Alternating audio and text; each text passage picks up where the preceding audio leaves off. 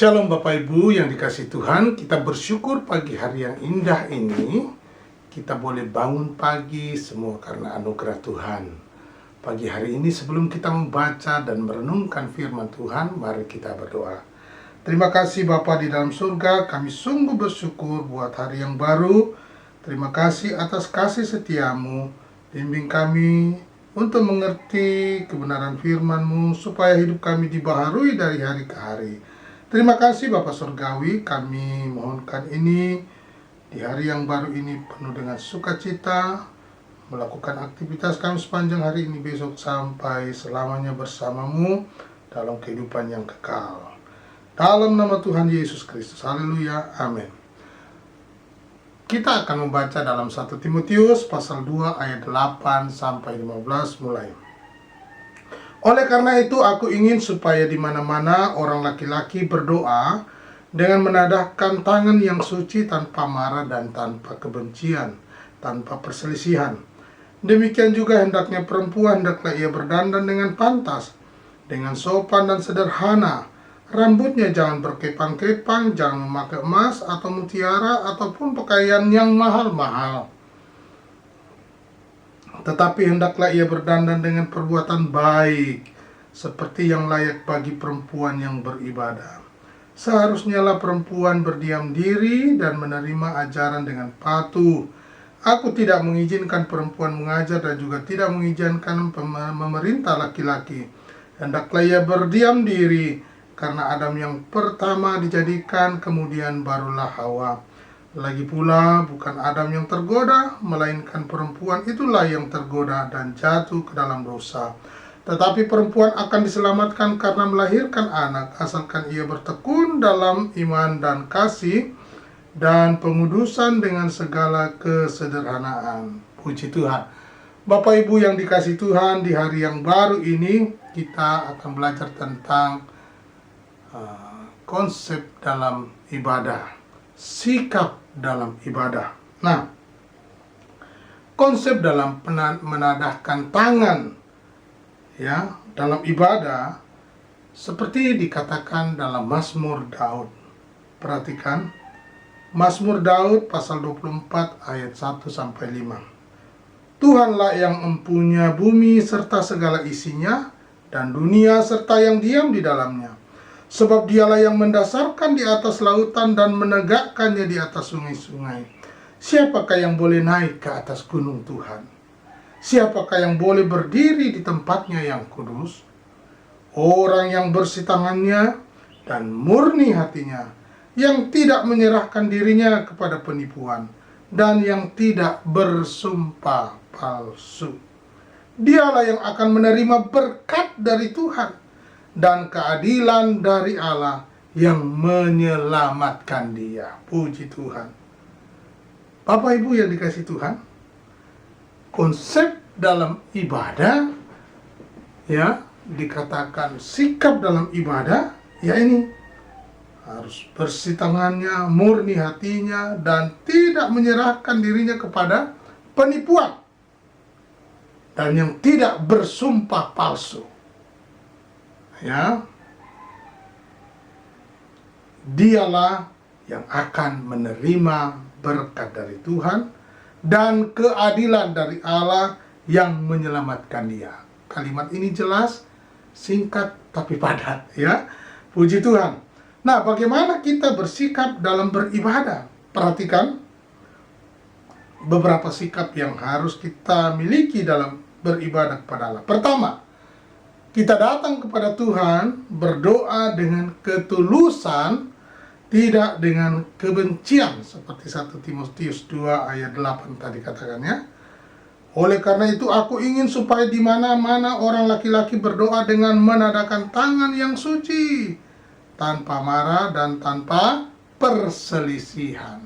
Bayangkan Bapak Ibu datang beribadah kepada Tuhan, tetapi dengan perselisihan, amarah, dengki, ini doanya mau seperti apa yang baik kepada Tuhan. Nah, kita lanjutkan.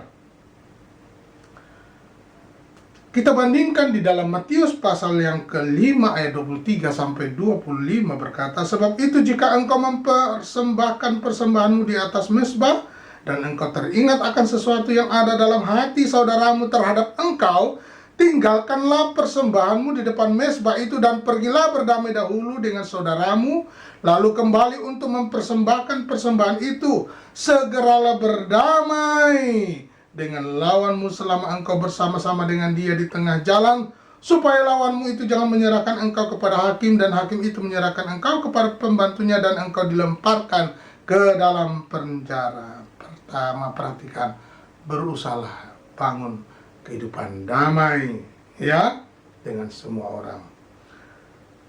Lalu kita bandingkan dengan 1 Yohanes pasal 4 ayat 20 sampai 21. Jikalau seorang berkata, aku mengasihi Allah, dan ia membenci saudaranya, maka ia adalah pendusta. Karena barang siapa tidak mengasihi saudaranya yang dilihatnya, tidak mungkin mengasihi Allah yang tidak dilihatnya. Jelas Bapak Ibu, bagaimana kita datang menadahkan tangan di hadapan Tuhan, ya, tetapi hati kita dengan perselisihan dengan saudara, dengan teman, dengan sahabat, bahkan dengan sepelayanan. Ini berbahaya sekali ya. Sangat tidak diizinkan untuk membangun hubungan dengan Allah, tetapi kita ada kebencian dengan saudara seiman kita, saudara seperjuangan kita, saudara sepelayanan kita, saudara sekandung dengan kita. Sementara kita, Tuhan, aku mengasihi engkau. Alkitab katakan tidak benar ya.